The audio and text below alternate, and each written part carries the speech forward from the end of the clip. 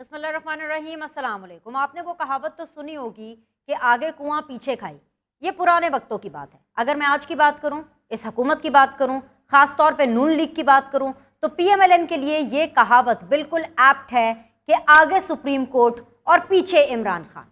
इसलिए क्योंकि ये हुकूमत ना सुप्रीम कोर्ट को मुतमईन कर पा रही है, ना इमरान खान को हैंडल कर पा रही है। नतीजतन मेरे वज़ीर आज़म आज ऐवान का रुख करते हैं, नेशनल असेंबली जाते हैं, वहां पर कोई 1-1.5 घंटे की इन्होंने तकरीर की। सच्ची बात आपसे कहूं और सीधी बात आपसे कहूं, मुझे तो उस तकरीर की कोई समझ नहीं आई, क्योंकि 1.5 घंटे की तकरीर के अंदर सिर्फ और सिर्फ शिकवे थे, शिकायतें थी, ताने थे और फरियादें थी। ये जो तकरीर थी आज की, ये किसी भी वजीर आजम की तकरीर कम और एक ऑपोजिशन लीडर की तकरीर ज़्यादा लग रही थी। खैर जी, हासिल क्या हुआ इस तकरीर से? वो ये हासिल हुआ कि जी ऐवान को एक टास्क सौंपा गया है, ऐवान की ये जिम्मेदारी लगाई गई है मोहतरम वजीर आजम की तरफ से कि ऐवान रहनुमाई करेगा कि भाई इस सूरत हाल से निपटना कैसे है और आगे कैसे बढ़ना है। अब ऐवान जो भी रहनुमाई करेगा, जो भी सोल्यूशंस बताएगा, वो तो बताएगा, वो तो आने वाला वक्त ही हमें बताएगा, और जब हमें पता चलेगा हम आपको भी बता देंगे। लेकिन एक चीज़ मैं आपको आज की पूरी एक्सरसाइज के बाद हतमी तौर पर कह सकती हूँ, वो चीज़ ये है कि वक्त कम है और मुकाबला सख्त है।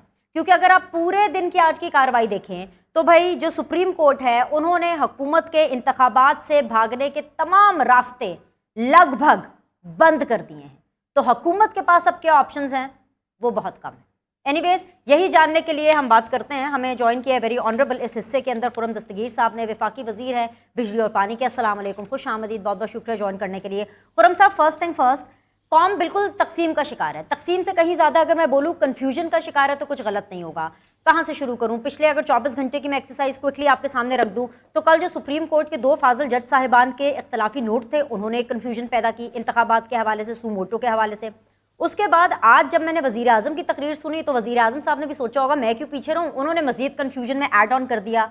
जो लुब्बे लुबाब था आपकी तकरीर का, प्राइम मिनिस्टर की तकरीर का, वो क्या था? मुझे सिर्फ इतना समझ आया कि वो कुछ करना चाहते हैं। क्या करना चाहते हैं? क्या आप सुप्रीम कोर्ट को रेगुलेट करना चाहते हैं? और अगर करना चाहते हैं तो ये कहा क्यों नहीं? 1-1.5 घंटे की तकरीर में शिकवे, शिकायतें, ताने, बस सिर्फ ये था, समझ नहीं आई। जी, हम ये देख रहे हैं कि पाकिस्तान की आइनी तारीख में, बल्कि दुनिया में जहाँ जहाँ भी जमहूरियतें हैं जो आइन पे चलती हैं, जो कि कभी भी परफेक्ट उस पर मामलात नहीं होते, उनमें बड़ी पेचीदगियाँ आ जाती हैं, ख़राबियाँ आ जाती हैं। पाकिस्तान में तो 40 साल की आमरीत भी रही है। तो हम ये देख रहे हैं कि 2017 से लेकर 2022 तक जो एक तजर्बा इमरानी था, उसको कामयाब करने के लिए अदालतों के ज़रिए, सियासत के ज़रिए, पहले हम सबको आज इसका एतराफ़ करना चाहिए कि इस्टेब्लिशमेंट ने अपने इख्तियारात से तजावुज़ किया इमरान खान को हुकूमत देने के लिए, और उसमें अदलिया ने भी अपना हिस्सा डाला। और वो जो तजावुज़ था उसका नतीजा इतना भयानक निकला जो हमने 2018 से 22 के दरमियान देखा, कि उस तजावुज़ की वजह से कहना पड़ा फिर उसी आर्मी चीफ को कि हम सियासत में हिस्सा नहीं लेंगे, हम सियासत से पीछे हट रहे हैं। लेकिन शायद अदलिया तक वो पैगाम नहीं पहुंचा, और अदलिया ने भी आप देखें, 2 तो बड़ी वाज़ेह मिसालें हैं जो कन्फ्यूजन को दूर करेंगी।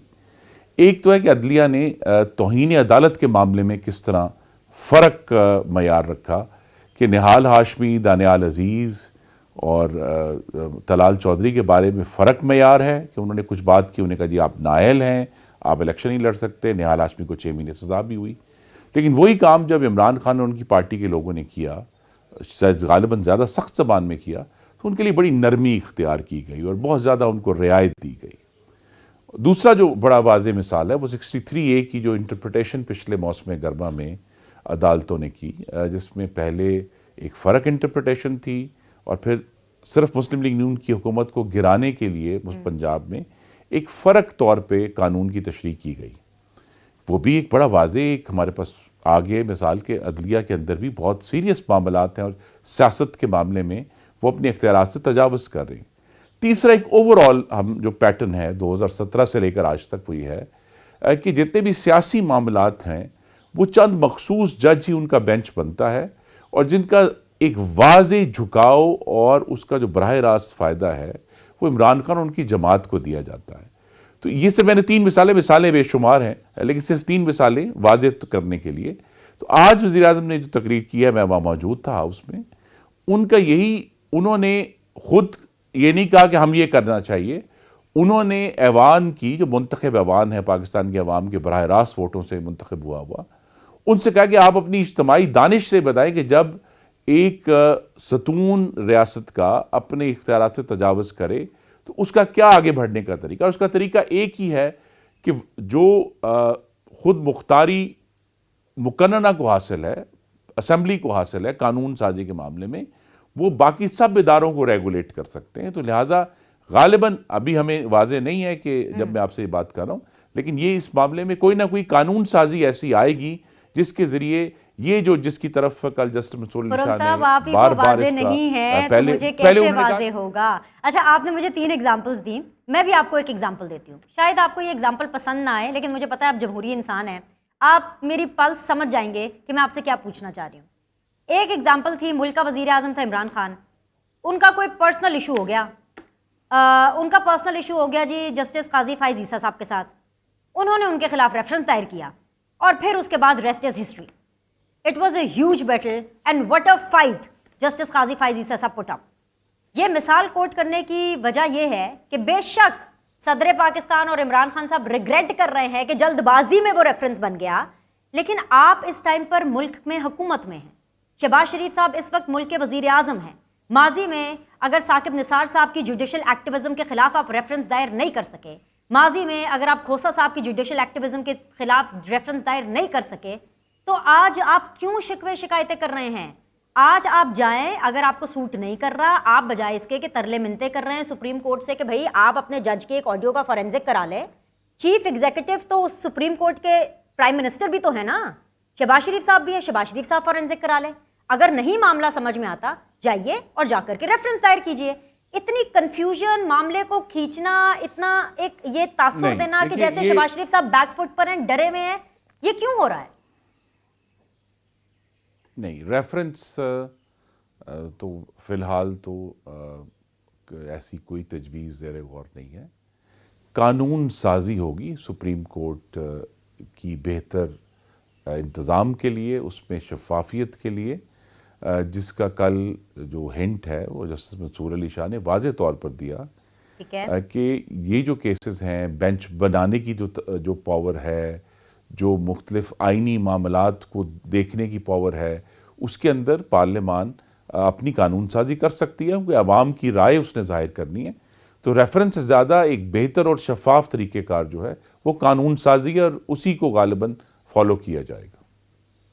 ठीक है, खुर्रम साहब प्लीज़ एलैबोरेट कीजिएगा मेरी अंडरस्टैंडिंग के लिए, क्या ये ऐवान का इस्तेकाक है या ऐवान ये प्लान कर रही है कि वो बेंच का इख्तियार चीफ जस्टिस ऑफ पाकिस्तान से ले ले? जी नहीं, लेकिन इसमें ज़रूर पार्लियामेंट कानून साजी कर सकती है। पार्लियामेंट की इस मामले में मुकम्मल तौर पर सवाबदीद है कि वो मुख्तलिफ इदारे जो बिल आखिर आइन के ताबे हैं, तो आइन के ताबे जो लेजिस्लेशन है वो पार्लियामान कर सकती है। और ये तो बिल्कुल भी नहीं होगा कि जी किसी से कोई इख्तियार छीना जाए, लेकिन इख्तियार को वुसअत दी जाएगी कि ज़्यादा लोग इसका फैसला करें, जिसकी तरफ कल जस्टिस मंसूर अली शाह ने बार बार कहा। वन मैन शो जो है वो ना सिर्फ मतरूक हो चुका है पूरी दुनिया में, बल्कि वो अच्छी हाकमियत के रास्ते में रुकावट भी है। ये मैं उर्दू तर्जुमा कर रहा हूँ। तो लिहाजा वो जो इम्पेडिमेंट है गुड गवर्नेंस के लिए, उसको दूर करने का ये तरीका नहीं कि हमारी मर्जी का बेंच बने। गालिबन ये इस किस्म की कोई तजवीज़ आएगी कि जो 5 सीनियर मोस्ट जजेस हैं वो बैठकर ये फैसला करें कि सुओ मोटो कैसे होगा। 5 सीनियर मोस्ट ये फैसला करें कि कौन से बेंचेस जो हैं अगले महीने में कौन से बेंच बनेंगे। तो लिहाजा वो जो इख्तियार है उसको वसी करके ज़्यादा शफाफ बनाकर हमारी ये उम्मीद होगी कि सुप्रीम कोर्ट के मामलात पहले से बेहतर चलेंगे। क्योंकि अब ये भी आपके नाजरीन को नहीं भूलना चाहिए कि ये जो कल वाला फैसला है, या इससे पहले जो हम मुख्तलिफ किस्म की बहसें सुप्रीम कोर्ट में सुन चुके हैं, ये एक बिल्कुल ही गैर मामूली सूरत हाल है कि इतनी ज़्यादा डिवीजन हुई है। इससे पहले भी अब 1997 में भी एक वाक़या हुआ था, लेकिन आज एक रबा सदी के बाद, क्वार्टर सेंचुरी के बाद सुप्रीम कोर्ट में इतनी बड़ी डिवाइड आना, और जिस किस्म की कल बड़ी तशरीह और वाज़े अल्फाज इस्तेमाल किए जस्टिस मंसूर अली शाह ने। तो यहाँ कोई एक बड़ा संजीदा मामला है कि फिर कहूँ कि सुप्रीम कोर्ट के फैसलों से सिर्फ एक फैसले से पंजाब की हुकूमत मुस्लिम लीग नून से छीनी गई है। तो जब अगर सुप्रीम कोर्ट के ऐसे फैसले होंगे जिनसे सियासी तौर पर पाकिस्तान के जो मंजरनामा है वो बदल जाए, तो फिर बहरहाल सुप्रीम कोर्ट को पहले से ज्यादा स्क्रूटनी का सामना मुकर्रना की तरफ से भी करना पड़ेगा, ताकि वो बेहतर तौर पर ये कह सकें कि जनाब हम अगर ऐसे मामलात आते हैं, जिस तरह एक तजवीज़ ये भी है कि भी जो सियासी मामलात हैं वो हमेशा फुल कोर्ट ही सुने, जिस तरह अमेरिका में है कि अमेरिका का सुप्रीम कोर्ट जो है वो सारे केसेस सब फुल कोर्ट सुनता है, वहां कोई बेंच नहीं बनते। राइट, यानी कि अगर मैं ये कहूँ कि हुकूमत या ऐवान ये प्लान कर रहा है कि भाई जिस तरह से हुकूमत के अंदर एक काबीना है और हुकूमत जो है वो वजीर आजम प्लस काबीना है, उसी तरह सुप्रीम कोर्ट के अंदर भी एक काबीना बन जाए, राइट? जी, जो सीनियर मोस्ट जजेस हैं वो बैठकर खुद फैसला करें कि क्या ये जो मामला है। देखिए कल क्या हुआ है, कल ये हुआ है कि एक इख्तियार का इस्तेमाल जो सुओ मोटो का चीफ जस्टिस ने किया किसी और केस में, केस जो है वो डोगर साहब की अपॉइंटमेंट और ट्रांसफर का केस चल रहा था, उस दौरान बीच में से चीफ जस्टिस ने एक सुओ प्रोग्राम का जी इदारों के तनाव की बहुत बात होती है, लेकिन पाकिस्तान के आइन के पहले सफ़े पर लिखा है कि अल्लाह ताला के बाद पाकिस्तान का इक़्तिदार आला अवाम के मुंतखब नुमाइंदों के हाथ में होगा। ठीक है, वहाँ जजेस का जिक्र नहीं है, किसी इदारे का जिक्र नहीं है। तो लिहाजा अवाम के जो मुंतखब नुमाइंदे हैं जो पार्लियामान में मौजूद हैं, उन्होंने ही इन दी एंड ये फैसले करने हैं। उन्हीं के हाथ से आइन बना है, उन्हीं के हाथ से आइन अमेंड होता है। सुप्रीम कोर्ट के पास तशरीह की ताकत है, और जिस तरह इन्होंने 63A के मामले में, जिसका मैं जिक्र किया है कि पिछले मौसम गर्मा में पंजाब हुकूमत तब्दील हुई, आइन को दोबारा लिखने की कोशिश की है। सुप्रीम कोर्ट में बड़े अदब से अर्ज करूंगा, आइन का एक कॉमा भी तब्दील नहीं कर सकता। ये हक पाकिस्तान के आइन ने और पाकिस्तान के अवाम ने सिर्फ अपने मुंतखब ऐवानों को दिया है कि वो आइन तब्दील कर सकें, अच्छा, आइन नया लिख सकें। तो सुप्रीम कोर्ट जो है उसने तशरीह करनी है, उसने ये नहीं कहना कि जी आप ये वाला लफ्ज आइन में से काट दें और ये वाला डाल दें। और इसीलिए हम उनको ये भी आर्ग्यू कर रहे हैं अब हुकूमत की तरफ से कि आइन में सिर्फ 224(2) नहीं है जो 90 दिन की बात करता है, आइन में और बहुत सी शिकें हैं जो जरूरी हैं साफ शफाफ कानूनी और करप्शन से पाक इंतखाबात के लिए। हाँ, लेकिन सिचुएशन खुर्रम साहब आपके लिए भी ना, वो जैसे आप कह रहे हैं ना गैर मामूली एक्स्ट्राऑर्डिनरी, आपके लिए भी एक बड़ी एक्स्ट्राऑर्डिनरी सी सिचुएशन क्रिएट होगी है। वो ये है कि भाई जो सुप्रीम कोर्ट है उन्होंने सीधी तरह जो आप पतली गली से निकलने की कोशिश कर रहे थे ना इंतखाबात के हवाले से, अगर मैं कहूँ उन्होंने आपके दरवाजे बंद कर दिए इंतखाबात से भागने के, तो कुछ गलत नहीं होगा। 2 इश्यूज बताए थे इलेक्शन कमीशन ने प्राइमरीली, एक फंड्स का इशू, उन्होंने कहा जी ये तो कोई इशू नहीं है, साथ ही साथ सिक्योरिटी का इशू, वो भी कोर्ट कह रही है कि जी कोई इशू नहीं है, सुप्रीम कोर्ट ये कह रही है, बल्कि उन्होंने तो हल भी बता दिया है कि फाइनेंस आपने कैसे करना है इंतखाब। वो ये कह रहे हैं कि जी हमारी तनख्वाहों से 5% काट ले, सिर्फ 20 अरब तो चाहिए, तब आप कैसे भागेंगे इंतखाबात से?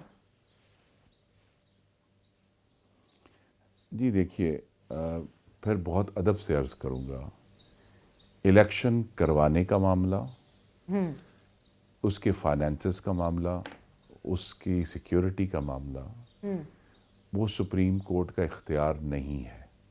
सुप्रीम कोर्ट का ये ज़रूर इख्तियार है कि जहाँ पाकिस्तान का कानून लिखा हुआ है और उस पर कहीं अमल दरामद नहीं हो रहा, तो उन्होंने सिर्फ ये कहना है इंतज़ामिया से या दूसरे इदारों से कि आप इस कानून पर अमल करें। लेकिन जहाँ इस वक्त मामला हकीकतन सुप्रीम कोर्ट एक आइनी इदारा है, इलेक्शन कमीशन ऑफ पाकिस्तान उतना ही आइनी इदारा है, Absolutely. उनके दरमियान है। हुकूमत का मामला भी कुछ दिन बाद कि इलेक्शन कमीशन ने अपने जो 218(3) के तहत उनका इख्तियार है कि वो ये फाइनल आर्बिटर हैं कि इंतखाबात कब होंगे, कैसे होंगे, क्योंकि उनकी जिम्मेदारी है कि इंतखाबात साफ शफाफ कानूनी और करप्शन से पाक हो। तो यार सुप्रीम कोर्ट जो है वो बराह रास्त किसी चीज़ को फोर्स नहीं कर सकता इंतखाबात के मामले में।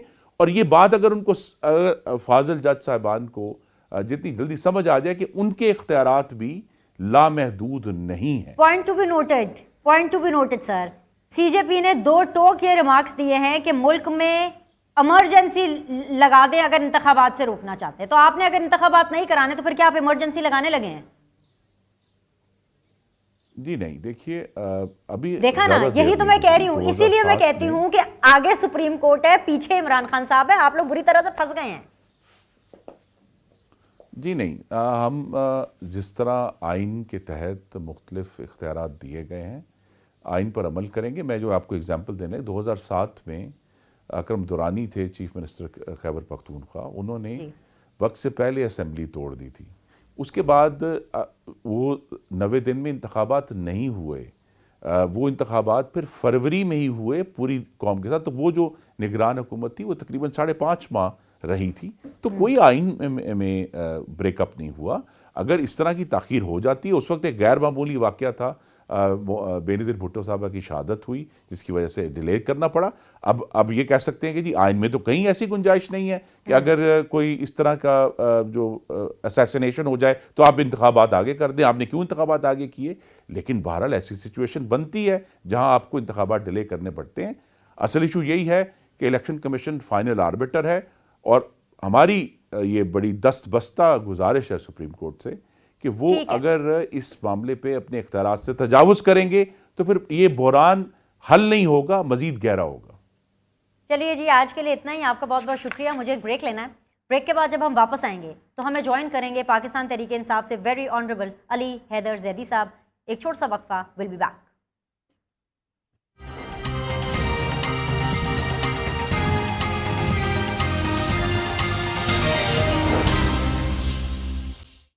बिस्मिल्लाहिर्रहमानिर्रहीम, अस्सलाम वालेकुम। इस वक्त मुझे ज्वाइन किया हुआ है वेरी ऑनरेबल अली जैदी साहब ने, रहनुमाए पाकिस्तान तहरीक इंसाफ के। वो सीधी बात जोन में मेरे साथ बने हुए हैं। बहुत बहुत शुक्रिया अली जैदी साहब ज्वाइन करने के लिए। It's been ages that I haven't spoken to you on this forum, और आपको आज अपने फोरम पर पा करके मुझे बड़ी खुशी महसूस हुई, और मैं ये एक्सपेक्ट करती हूँ कि मुझे सीधी बात के अंदर सीधी बात का ही जवाब मिलेगा। मैं सबसे पहला सवाल आपके सामने रखना चाहती हूँ कि बेशक ये पोर्ट्रे किया जाता है कि पाकिस्तान तहरीक इंसाफ, इमरान खान साहब ज़ेर आताब हैं, केसेस बहुत ज़्यादा बन गए हैं, कहीं ना कहीं मीडिया की आज़ादी भी इमरान खान साहब की सल्ब की जा रही है क्योंकि लाइव तकारीर नहीं दिखाई जा रही। लेकिन इसके बावजूद कहीं ना कहीं अली जैदी साहब आप लोगों को रिलीफ मिल रहा है। एक एग्जाम्पल मैं आज की दे देती हूँ, एक एग्जाम्पल माजी की दे देती हूँ, और फिर आप जवाब दे दीजिएगा। एग्जाम्पल नंबर एक ये कि जिस तरह से आज सुप्रीम कोर्ट ने पीडीएम हुकूमत की उस कोशिश को कि इंतखाबात ना हो या डिले हों, उसके दरवाजे बंद कर दिए हैं, तो ये एक बहुत बड़ा रिलीफ आपके लिए हो सकता है क्योंकि आप लोग को इंतखाबात चाहिए। दूसरा रिलीफ जो आप लोग को लगातार मिलता चला आ रहा है कि अगर इमरान खान साहब के ऊपर केसेस की तादाद 100+ हो गई है तो जमानतें भी उसी हिसाब से मिल रही हैं, कोर्ट्स आपको फैसिलिटेट कर रही हैं। तो फिर पूरे मामले को लेकर रियासत के साथ आपकी चूक कहाँ हो गई कि आप लोग ज़ेर अताब आ गए?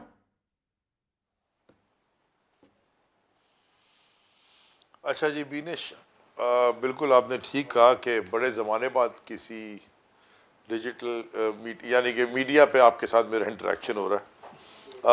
आपने कहा कि सीधी बात का सीधा जवाब दें, तो पहले मुझे ये बताएं कि आप मुझे कम से कम 20 साल से देख रही हैं टीवी पे आते हुए, तो मैंने कभी ऐसे मौका हुआ है कि सीधा जवाब नहीं दिया? यानी कि मैं तो ये भी सीधा जवाब देता हूँ कि इसका मुझे पता ही नहीं, और ये भी जवाब देता हूँ कि इस सवाल का जवाब मैं देना पसंद नहीं करता। आकर मुझे इससे ज़्यादा सीधा जवाब तो नहीं हो सकता, तो मैं सीधे साधे जवाब दूंगा।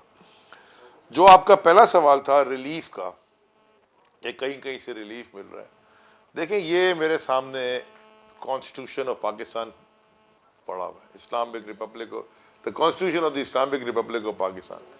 जब मैं वजीर बना था ना, तो मेरे वालिद मरूम ने मुझे कहा था 2 किताबें अपने साथ रखना, एक रूल बुक और एक कॉन्स्टिट्यूशन। हर चीज़ इसमें लिखी हुई है, इसके अंदर रह के काम करोगे तो कोई मुश्किल नहीं होगी। रिलीफ हमें नहीं मिल रहा, रिलीफ तो जो आइन और कानून कह रहा है उसके मुताबिक हम बात कर रहे हैं। क्या 90 दिन में इलेक्शन का इस किताब में लिखा हुआ है कि नहीं लिखा हुआ? लिखा हुआ है। क्या इस किताब में लिखा हुआ है कि, बल्कि मैं अगर आप इजाज़त दें तो मैं अभी मैं वाइल वी टॉकिंग में निकाल के पढ़ भी लेता हूँ, या मैं सिर्फ कॉन्स्टिट्यूशन ऑफ पाकिस्तान पढ़ रहा हूं, मैं और कुछ भी नहीं कर रहा। आर्टिकल 245 मैंने कल भी एक टीवी शो में पढ़ा है, वो बड़े सादा अल्फाज में उसमें क्या लिखा हुआ है, और आप माशाल्लाह मुझसे ज़्यादा और पढ़ी लिखी हैं। उसमें लिखा हुआ है कि जो ऑफिस जो ये है ना, ये आर्म फोर्सेस के ऊपर जो आर्टिकल है, कि वो सिविलियन के ऊपर 245 वो फौरन आ जाएंगी जब उनको मदद के लिए बुलाया जाएगा। शैल का लफ्ज इस्तेमाल है, शैल मे का नहीं है। द आर्म्ड फोर्सेस, ये मैं पढ़ देता हूं, the armed forces shall under the directions of the federal government defend Pakistan against external aggression और थ्रेट ऑफ वॉर। बिल्कुल ठीक बात है, शैल और under the direction of the federal government. बिल्कुल इनका, हमारी आर्म फोर्सेस जिस तरह हमें डिफेंड करती हैं, हम सुकून से सोते हैं रात को, हमें बड़ा फख्र है।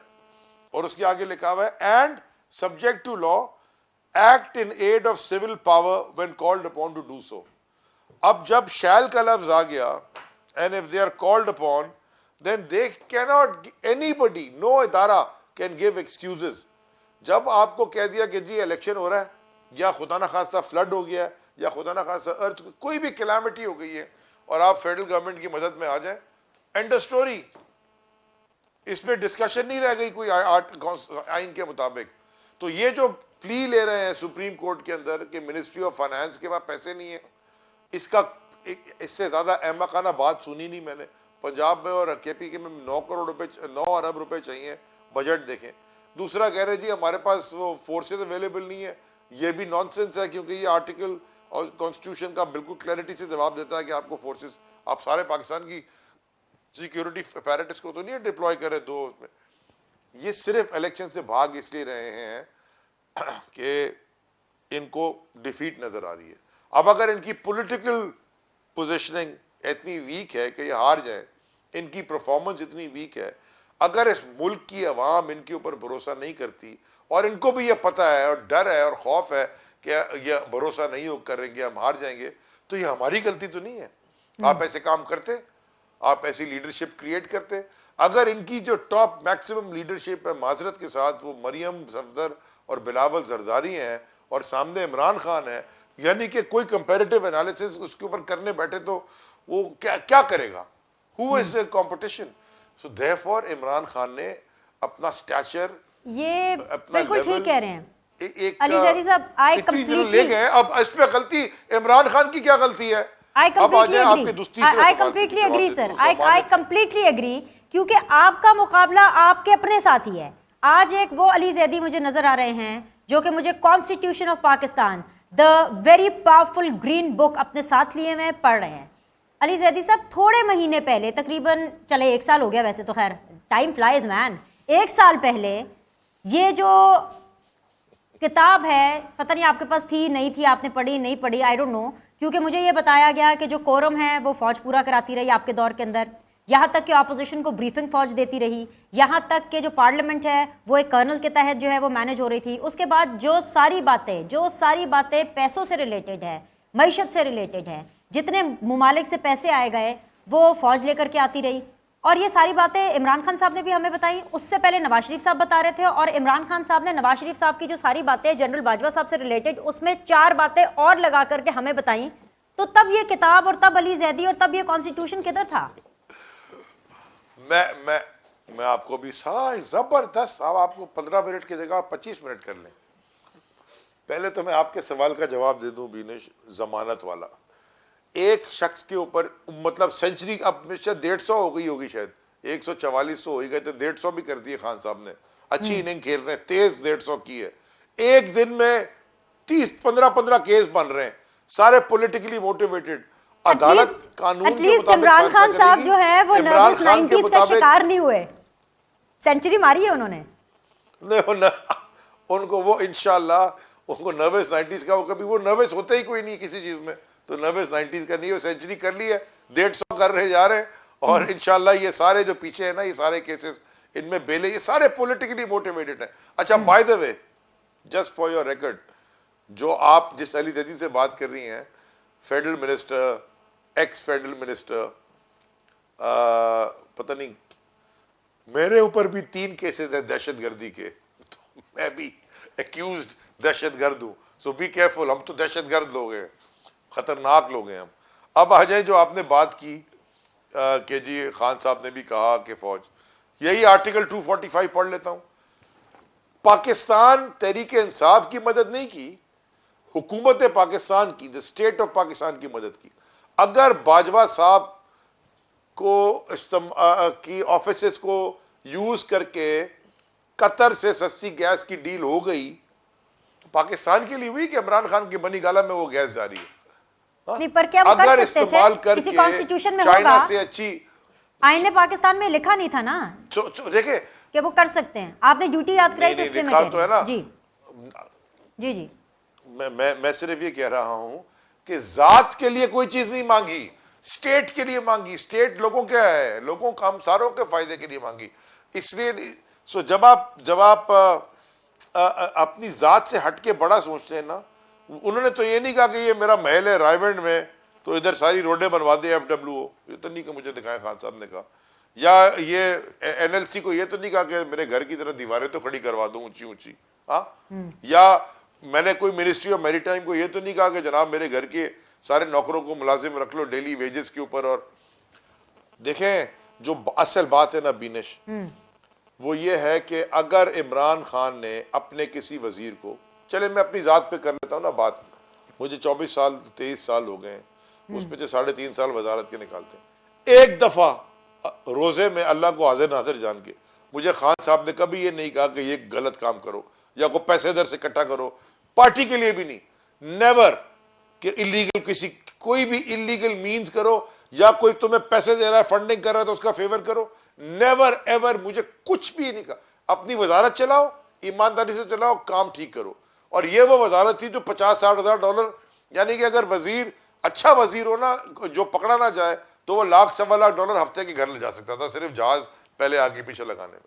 हम वैसे के वैसे ईमानदारी से, वैसे बड़ी अच्छी कैलकुलेशन है आपकी। तो आप कितने डॉलर्स घर लेके गए हैं?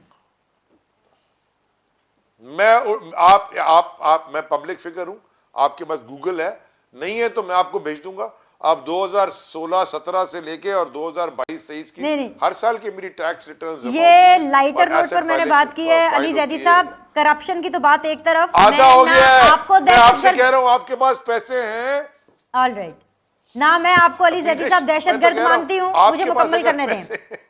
ना मैं आपको दहशतगर्द मानती हूँ, ना मैं आपकी पार्टी के किसी भी पाकिस्तान तहरीक इंसाफ के शख्स को दहशतगर्द मानती हूँ, ना मैं इमरान खान साहब को दहशतगर्द मानती हूँ, बिल्कुल वैसे जैसे मैं राना सनाउल्लाह साहब को भी ड्रग डीलर नहीं मानती। ये मेरा एक असूली मौक़िफ़ है।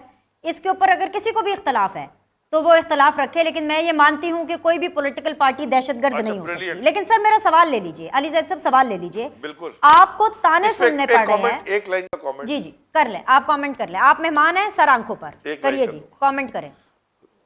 Thank you Beenish. ये जो राना सनाउल्लाह वाली कहानी है ना, दो जल्दी से, by the way sorry, 2 line. एक तो जो कल उन्होंने बात की ना कि कत्ल, ये nuclear powered Islamic Republic of Pakistan का इंटीरियर मिनिस्टर, पाकिस्तान के सबसे पॉपुलर लीडर, अगर नेक्स्ट प्राइम मिनिस्टर नहीं तो एक्स प्राइम मिनिस्टर तो है, मैं तो नेक्स्ट कहता हूं, उनको धमकी दे रहा है कि जी कत्ल। कभी खान साहब ने कहा कि मैं किसी को कत्ल करूंगा या कोई दुश्मनी है? हमारी जात का क्या है भाई? उन्होंने तो ये कहा जिन्होंने गोलियां मारी है, मेरा गेट तबाह किया, कि मैं मूंछों से पकड़ के जेल में डालूंगा। नहीं, कत्ल करने की बात कभी नहीं की, ये मैं एग्री करती हूँ। मूंछों से पकड़ के जेल में डालने की बात करते थे, मजे। ये सियासी बात, अली जैसे मिल के हंसते हैं ना। मैं आपको एक और जोक सुनाऊं, तो वैसे यही चाहिए। जोक सुनाऊं आपको।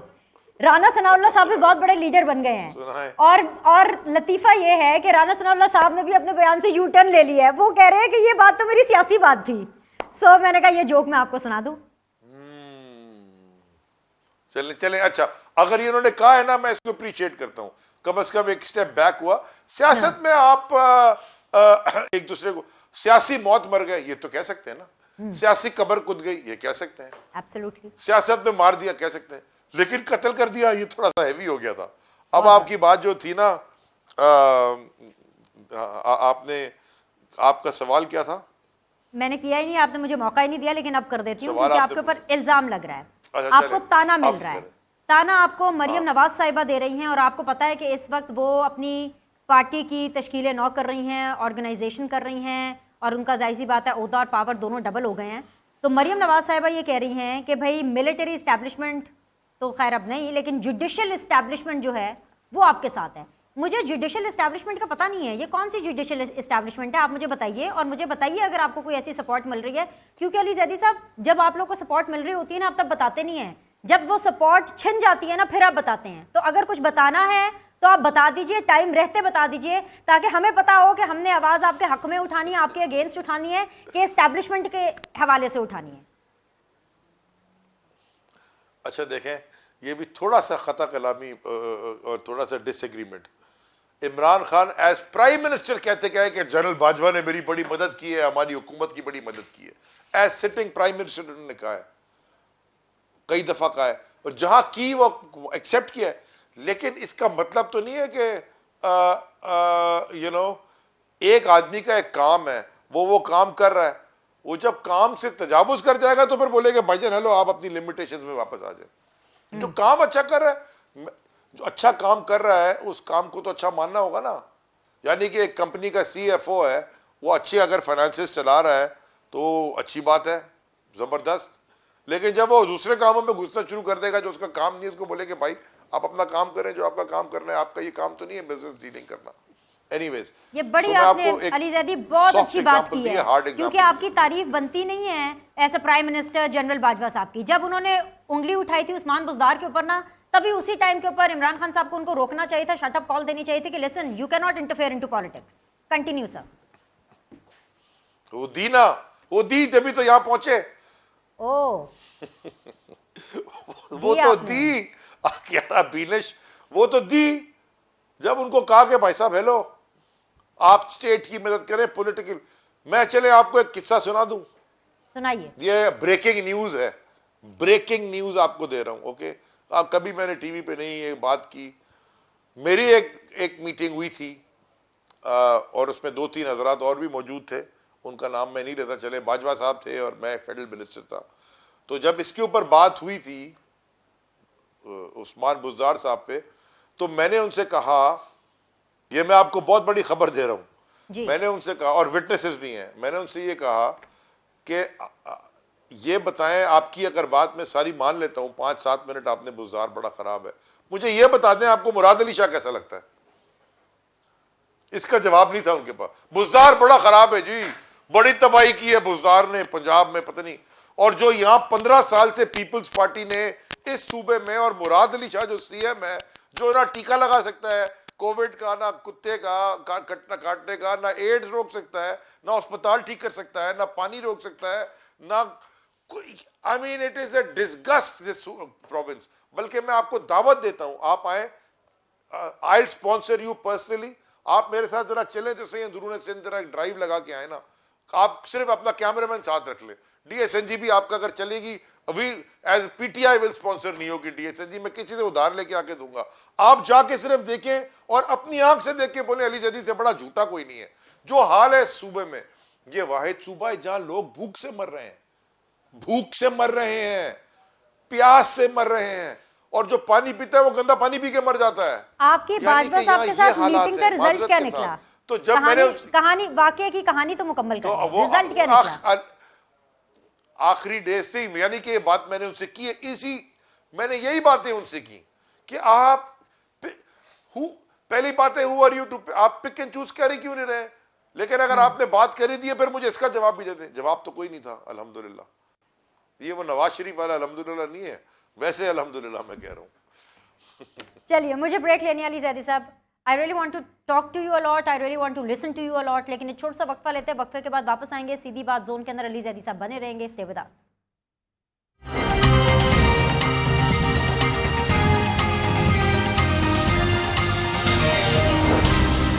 ब्रेक के बाद जी आप लोगों को खुशामदीद कहते हैं। आप देख रहे हैं सीधी बात बीनर सलीम के साथ, अली ज़ैदी साहब के साथ हम इस वक्त सीधी बात जोन में मौजूद हैं। अली ज़ैदी साहब बहुत बहुत शुक्रिया for giving us time. Discussion को कंटिन्यू करते हैं। अभी जो मौजूदा इस्टेब्लिशमेंट है वो तो एपॉलिटिकल हो गई है, और जाहिर सी बात है जो आपके ऊपर जितना भी अपेरेंटली बुरा वक्त है वो आप लोगों के एतबार से तो मेरे ख्याल से ये confuse prime minister Shahbaz Sharif sahab की वजह से ही है, ऐसा ही है? Am I right? You want to add or subtract anything from this? वैसे ये आपने जो बात की है कि एस्टैब्लिशमेंट एपॉलिटिकल हो गई है, मैं थोड़ा सा इससे, चले मैं इसको एक आसान अल्फाज में आपको समझा देता हूं कि वो एक आदमी था जो, यानी कि चले किसी और के नहीं, मेरे मरहूम वालिद का मैं के ऊपर, मेरे मरहूम वालिद, इनका लास्ट ईयर इंतकाल हुआ, तो मैं 55 साल का हो गया हूँ, जब से मैंने देखा पैदा हुआ जब से वो सिगरेट पीते थे। He died when he was almost 85 86 in fact. तो जब एक दिन उनकी थोड़ी खांसी वासी तबीयत खराब थी ना, तो उनको मैंने कहा कि अबू खुदा के वास्ते सिगरेट तो ना पिए। उन्होंने कहा मैंने सिगरेट छोड़ दी। मैंने कहा अच्छा। मैं कहा आप 80 साल से सिगरेट पी रहे हैं और आपने सिगरेट छोड़ दी? उन्होंने कहा मैंने सिगरेट छोड़ दी। मैंने कहा कब छोड़ी? कहे 3 दिन हो गए। थोड़ा सा टाइम लगेगा। वो 5वें दिन उन्होंने फिर शुरू कर दी थी। तो बस इसका जवाब मैंने आपको दे दिया ए पॉलिटिकल होने का। तो फिर तो अगला सवाल अली जैदी साहब, फिर तो नहीं हैंग ऑन अगला सवाल तो फिर आपसे ये बनता है कि आप और आपकी पार्टी तो पॉइंट ऑफ नो रिटर्न पर आ गए, क्योंकि अगर अभी भी आपको एस्टैब्लिशमेंट के ऊपर रिजर्वेशन है, जुडिशरी की जो इस्टेब्लिशमेंट है उसके ऊपर जो बाकी पार्टीज हैं, जो पीडीएम की पार्टीज हैं, उनको रिजर्वेशंस है कि वो आपका साथ दे रही हैं, तो ऐसे में आपकी पार्टी खास तौर पे पॉइंट ऑफ नो रिटर्न पर आ गई है। और प्राइम मिनिस्टर साहब आज ही ये कह रहे थे, पता नहीं आपने सुना कि नहीं सुना, वो ये कह रहे थे कि इमरान खान साहब कौम से माफी मांगे, उसके बाद हमारे से बात कर ले, हम बात करने के लिए तैयार हैं। तो आप फिर माफी मांग रहे हैं? बीनेश, मुझे ये नहीं पता था कि आप इतनी अच्छी कॉमेडियन भी हैं, टॉक शो होस्ट के साथ साथ आप मजाक भी बड़ा अच्छा करती हैं। अच्छा जरा लाइटर नोट पर पहले तो होना चाहिए। सियासत के अंदर ऑलरेडी बहुत ज्यादा गर्मा गर्मी है, इसको कूल डाउन कैसे करना है? उन्होंने तो बिल्कुल खुला रखा कि यार अच्छा अक्टूबर में कराना है, बता तो करोगे कैसे? अगर अभी पैसे नहीं तो अक्टूबर में पैसे आएंगे कैसे? प्लान क्या है तुम्हारा? सो हमारा कोई पॉइंट ऑफ नो रिटर्न नहीं है। हम सबसे बात करने को तैयार है, लेकिन कोई ऑब्जेक्टिव बात हो। हम किसी के आगे भीख मांगने को तैयार नहीं है, हमें जरूरत भी नहीं है। इसलिए मैं कहता गया हूं ये किताब है, इस किताब को सामने रख के पाकिस्तान के फैसले करें, अना पे और गुरूर पे, यानी कि ईगो और एरोगेंस इस पे ना करें, क्योंकि कुर्सी जो है ना ये बड़ी खतरनाक चीज होती है। कितने जज आए, वजीर आजम, वजीर, जर्नैल, जो पावरफुल लोग, bureaucrats, whoever, CEOs of private companies, जब इस कुर्सी से आप उतरते ना तो एक वो बड़ा विड्रॉल सिंड्रोम होता है। अगर आप यूज्ड टू हो जाते हैं ना इस कुर्सी के अयाशियों के, क्योंकि आपको प्रोटोकॉल मिलता है कुर्सी के साथ, वो जब प्रोटोकॉल, मैंने लिया ही नहीं प्रोटोकॉल, यानी मैं 3.5 साल वजीर था, मैं किसी को कहता था एयरपोर्ट मुझे लेने नहीं आना, क्योंकि मुझे बड़ा इरिटेट करता था। मुझे एक बैग होता था, बैकपैक, मैं क्यों अपने, अच्छा मुझे वजीर से हटने के बाद मुझे प्रॉब्लम ही कोई नहीं हुई, क्योंकि मुझे आदत कभी खराब नहीं हुई थी। अगर मैं भी ये लगता लाइनें लगा के जी खड़े हुए अस्सलाम वालेकुम साहब आ रहे हैं, मैं तो यार देखता हूँ ना कस्टम के वो 20-21 मेंबर कस्टम बनते हैं या कुछ बनते हुए को आ रहे होते हैं, लाइन लगी सर अस्सलाम वालेकुम। सिस्टम में बड़ी प्रॉब्लम हो गई। आखिरी सवाल जाओ अपना काम करो। सिस्टम में इतनी प्रॉब्लम हो गई है कि आप लोग माफी मांगने नहीं चाहते, सारे यहाँ मक्खन पॉलिश में लगे हुए। मैंने कभी आज तक अपने किसी सेक्रेटरी को, किसी चेयरमैन को, पोर्ट कासिम के कैबिनेट, मैंने तो कोई फेवर नहीं मांगा। मैंने तो उनको नहीं कहा कि जी आप ये कर दें वो कर दें, बच्चों की जो किसी के बोल के टिकटें ला दें हैं बाहर जाने की, ये रबिश चीजें हैं सारी। ये this is called conflict of interest. और फेवर आप लेते हैं जब, और जो लेते रहे जब वो फारिग होते हैं ना, वो बड़ी प्रॉब्लम होती है उनको, वो यूज टू नहीं होते, वो विड्रॉल सिंड्रोम हो जाता है, यार मेरा कोई फोन नहीं उठा रहा।